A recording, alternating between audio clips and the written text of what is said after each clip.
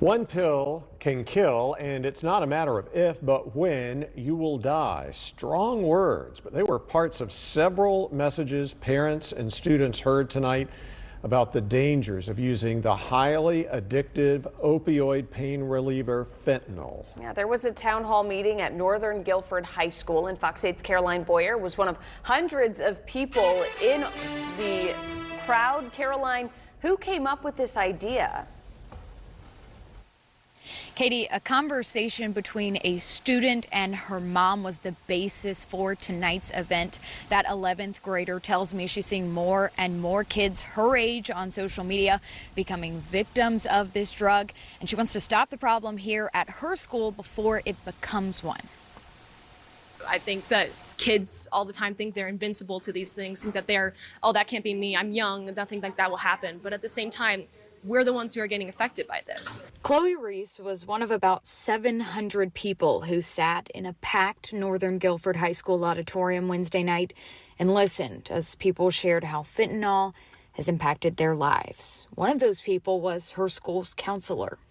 The light of my world, the love of my life, my sun, my moon, every single star was ripped away. Leslie Deaton lost her son, Will, in 2001 after he took a Xanax laced with fentanyl. He had graduated college and was getting ready to go into the Navy.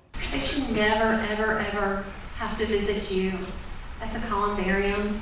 She was one of two people who shared how hard it is to lose a child to fentanyl poisoning. You remember Alexander, you remember the other stories that you hear, and when you're faced with these choices, something clicks for you, and you're like, you know what, we shouldn't do this. Amy Neville's 14-year-old son, Alexander, died 3 years ago. She was part of the 20-minute documentary shown at the meeting, which highlighted families across the country who've lost children to the drug. I could hear some people in the crowd crying as they watched. Fentanyl poisoning is real. The message hit home for Chloe. All I can think about is my own. If that was my sister, if that was me, I would be devastated. And I think that that's just a big call to action. I mean, you have to realize that this is something that can affect you.